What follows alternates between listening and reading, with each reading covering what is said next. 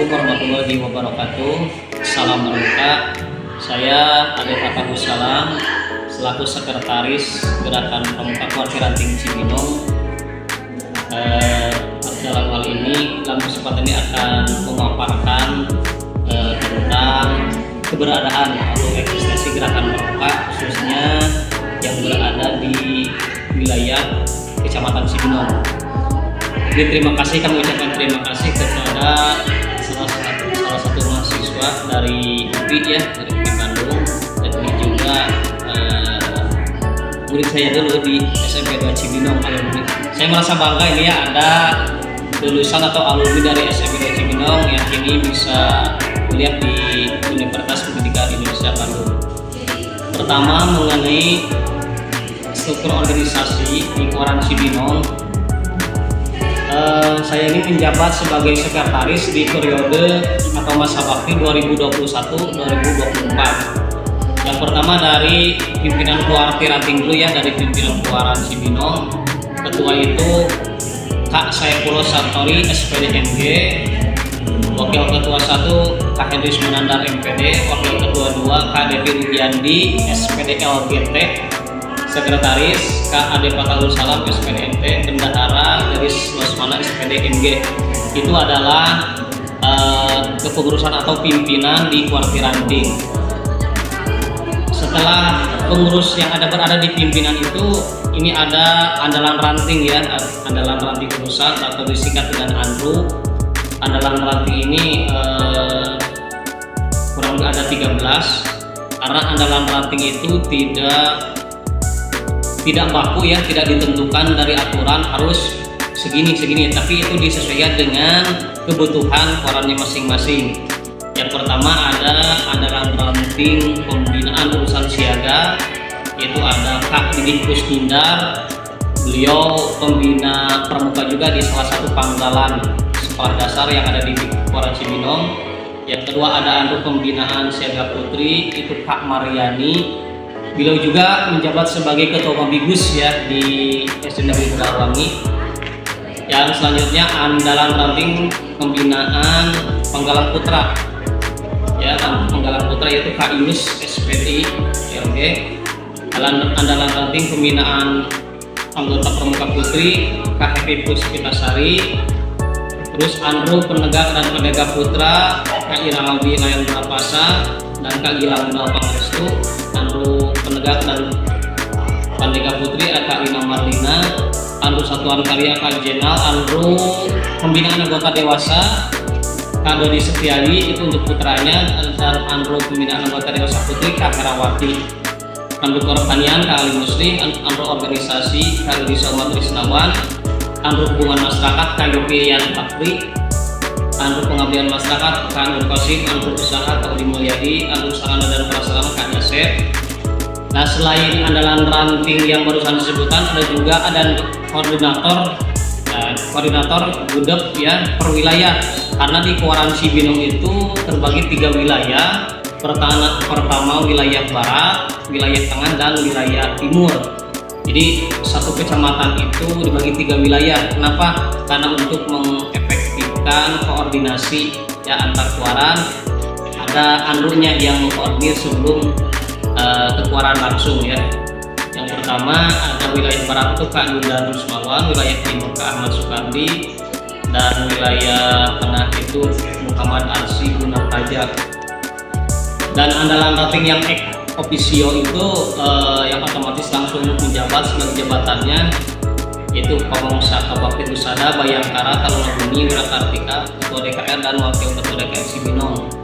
Mengenai SAKA atau Satuan Karya yang ada di Koran Cibinong itu, yang berjalan hanya ada 2 ya. Pertama SAKA Wirakartika dan SAKA Bayangkara yang bermitra dengan kepolisian dan TNI. Kalau dalam ini di Polsek Cibinong dan Koramil Cibinong. Itu mengenai struktur organisasi kepengurusan di Gerakan Pramuka Warti Ranting Cibinong masa bakti 2021-2024. Dan sebetulnya kepengurusan ini sudah berakhir di bulan Maret ya. Di bulan Maret karena satu dan lain hal ada yang perlu diselesaikan terlebih dahulu, dan pihak kami pun dari koran sudah koordinasi dengan Warcap bahwa untuk musyawarah ranting atau pemilihan anggota baru itu akan kita undur ke akhir tahun ini, akhir tahun 2024, bulan November atau awal Desember kemarin direncanakan seperti itu. Jadi intinya kepengurusan sekarang itu sudah habis di Maret 2024. Berhubung belum melaksanakan musran, jadi pengurus Koran Cibinong yang lain ini masih menjalankan tugasnya sebagaimana yang diamanatkan oleh baik itu undang-undang gerakan pramuka ataupun anggaran dasar dan anggaran rumah tangga gerakan pramuka. Itu mengenai struktur organisasi. Mengenai tugas pokok dan fungsi dari Koran itu sendiri, tugas pokok dan fungsinya yaitu mengendalikan, mengarahkan, dan membina tentang kepramukaan yang berada di wilayah Kecamatan Cibinong. Di satu Kecamatan Cibinong itu berada dalam binaan Gerakan Pramuka Keluarga Ranting Cibinong. Di Keluaran Cibinong ini ada beberapa gugus binaan, sekitar 78 gugus depan, ya, 78 gugus depan yang berpangkalan di masing-masing sekolah di setiap tingkatan. Gugus depan yang berpangkalan di SD atau sekolah dasar, di MI, di MTS, SMP, SMA, SMK atau MA. Jadi sekecamatan Cibinong itu ada 78 gugus depan. Mengenai fungsi Koran ini memang sangat berfungsi untuk di tingkat kecamatan. Kenapa begini? Jadi ketika kita menjalankan roda kepramukaan dari Warcap Cianjur itu kan dari kabupaten tidak bisa langsung ke masing-masing gugus depan. Tentu sebelum ke gugus depan itu kan kita berjenjang, kita di Koran dulu. Setelah dari informasi ataupun arahan ataupun pilihan dari warga cabang itu diterima oleh Koran dan langsung kita pembinaan ke masing-masing gugus depan. Kalau melihat tadi struktur organisasi, memang kebanyakan pengurus Koran itu para pembina dan mabibus yang berada di masing-masing gugus depan. Jadi untuk koordinasi dengan gugus depan itu lebih lebih efektif, efisien, lebih gampang itu kalau pengurusnya kita angkat atau kita rekrut dari masing-masing gugus depan. Mengenai alur organisasi ke sekolah, memang di kepramukaan itu salah satu organisasi kepanduan ya, itu yang paling bawah itu sampai dengan untuk ini ya, gugus depan, untuk gugus depannya berarti ke masing-masing gudeg yang berpangkalan. Kalau di Cibinong itu tidak ada yang berpangkalan selain di sekolah gugus depan itu ya. Jadi kebanyakan ini gugus depan masih berpangkalan di sekolah.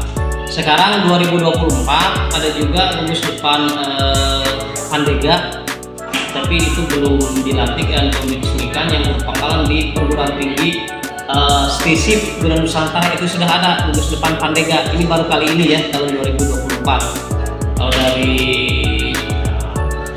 dulu itu belum ada gugus depan Pandega yang berpangkalan di perguruan tinggi. Alhamdulillah sekarang 2024 karena di Cibinong ini memiliki salah satu perguruan tinggi ya, Sekolah Tinggi Ilmu Sosial dan Politik atau Stisip Guna Nusantara. Itu pun gugus depannya belum dilantik ya, belum diresmikan.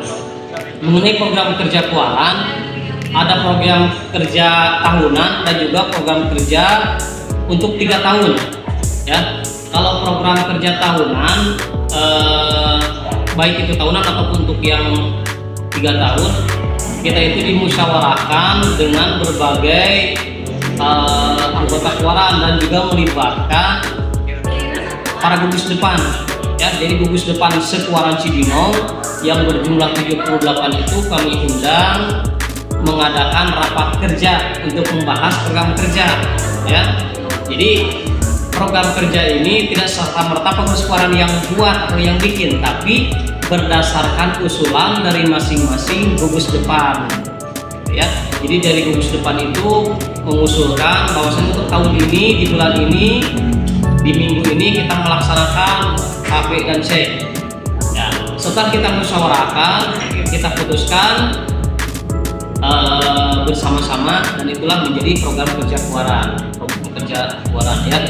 Jadi program kerja tahunan Kewaran itu kita tuangkan juga ke dalam program kerja untuk 3 tahun.